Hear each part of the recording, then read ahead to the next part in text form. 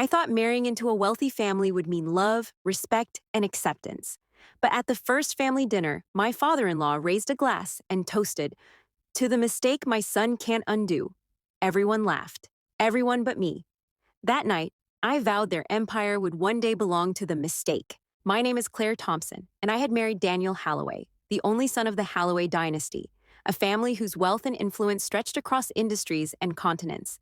Daniel had always been gentle, kind, and endlessly supportive, the kind of man who could see the best in people, even when the world seemed determined to crush them. I loved him for his heart, though I knew the Halloways would be a different challenge altogether. The first dinner at the Halloway estate was meant to be a formality, a welcome into the family.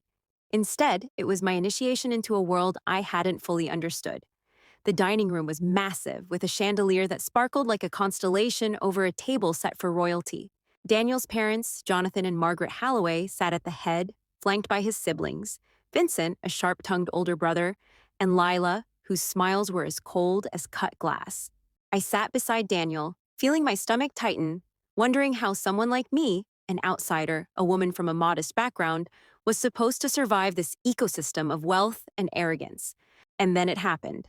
Jonathan lifted his crystal glass, eyes twinkling with that cruel amusement I would come to recognize too well.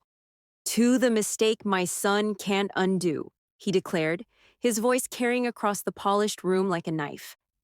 The words landed on me with a jolt. Laughter erupted from every corner. Vincent smirked, Lila clapped mockingly, and Margaret's smile was polite but sharp enough to cut.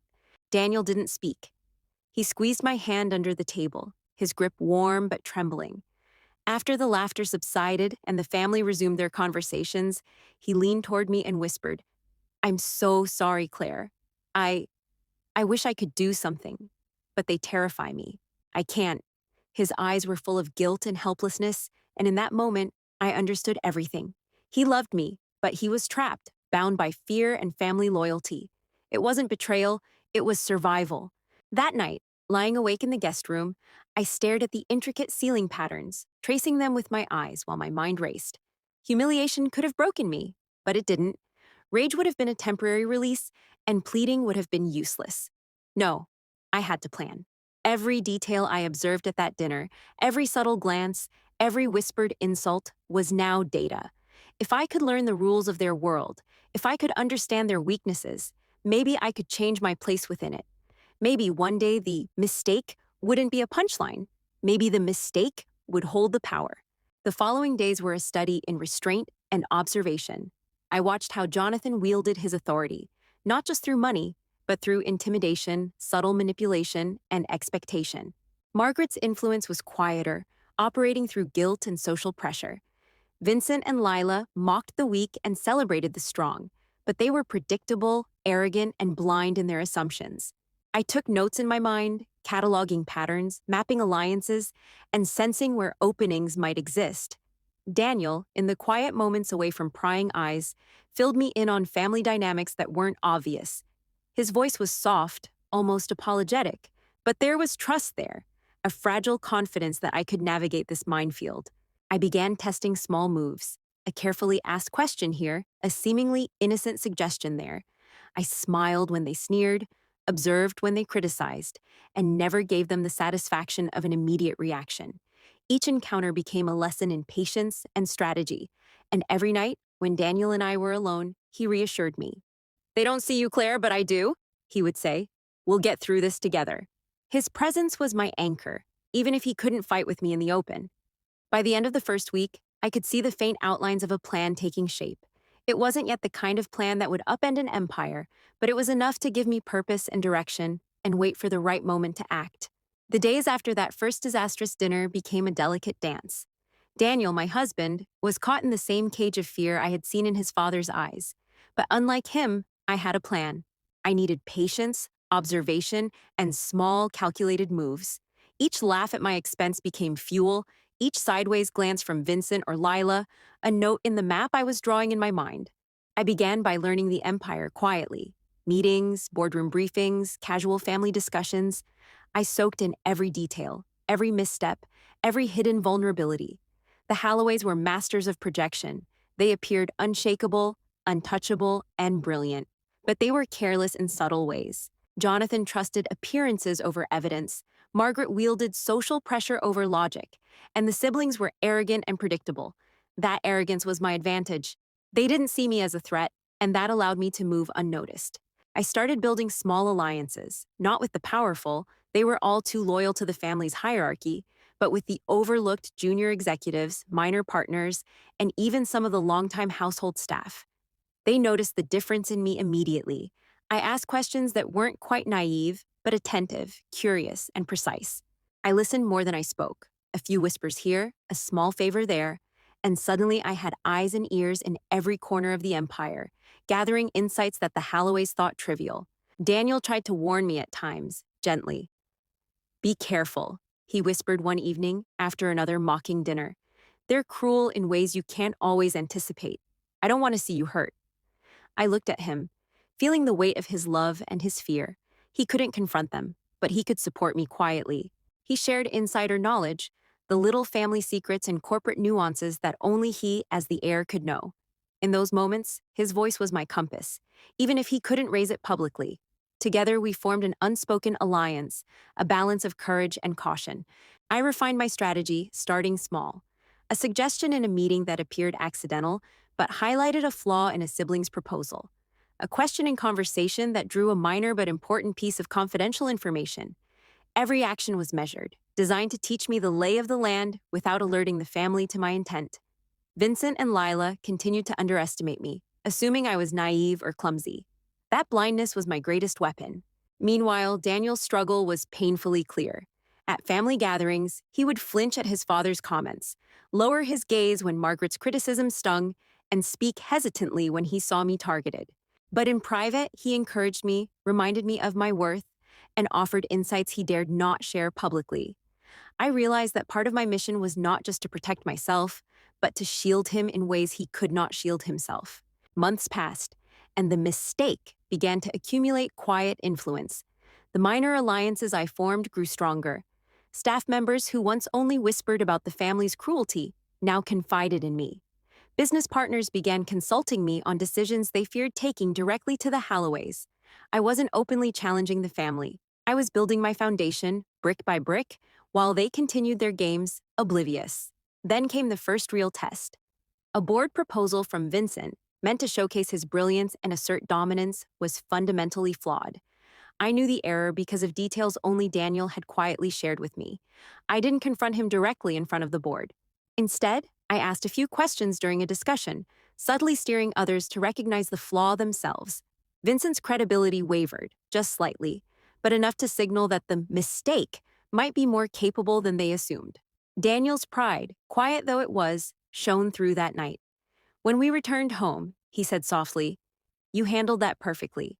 I I don't know if I could ever have done it like that." I smiled, touched by his admiration, but aware of the truth. I was building something bigger than one moment of victory. I was constructing a position of power that would eventually be undeniable. The Halloways continued to mock and underestimate me, but their cracks were becoming clearer. The father's overconfidence, the mother's manipulations, the siblings' arrogance, all predictable. Every laugh they directed at me became a reminder of what I was working toward. Daniel, by my side, might not have had the courage to speak publicly, but he had the courage to trust me completely, and that trust was everything. By the end of the year, the mistake was no longer just surviving. I was quietly thriving. I knew when to remain invisible, when to act subtly, and when to listen. The empire's foundation was not as unshakable as it seemed, and I had learned the most important lesson of all. The most powerful weapon in a house like this wasn't confrontation, it was patience, strategy, and the illusion of weakness. The Halloways had no idea that the woman they mocked, the mistake, was already quietly changing the rules of the game. And Daniel, despite his fear, remained my partner in every hidden maneuver, his faith in me unwavering. The rise of the mistake was just beginning, and the empire that had laughed at me would one day learn that they had underestimated far more than a name or a background. They had underestimated the heart, the mind, and the determination of someone who refused to be a footnote in their story. The empire that had once laughed at me, that had mocked me as the mistake, was finally showing cracks I had been studying for months. Jonathan Halloway, my father-in-law, still held the facade of authority, but the foundation beneath his power was unstable. Mismanaged funds, overlooked partnerships, and petty family rivalries that had simmered for years now threatened to boil over. The timing was perfect. The stage was set for a quiet takeover, one that no one in the Halloway family would see coming. I had spent the past year building influence in silence. Keyboard members, overlooked staff, and minor business partners now trusted me. They saw intelligence, strategy, and loyalty in ways the Halloways never could. Daniel had provided insider knowledge, careful guidance, and emotional support, even as he remained cautious. I knew I could not openly confront them, and I didn't need to. Subtlety would win where confrontation failed. It started with minor interventions. An unnoticed flaw in a new investment plan was quietly corrected under my suggestion, framed as an observation. A hesitant ally of Vincent's began to align with me after seeing my insight. I avoided direct conflict with the family, instead letting the empire's own weaknesses create opportunities. And then the dominoes began to fall. A major scandal erupted, an embezzlement that Jonathan had assumed would remain hidden. The media caught wind, investors panicked, and confidence in the Halloway name faltered. To everyone else, it was chaos. To me, it was opportunity.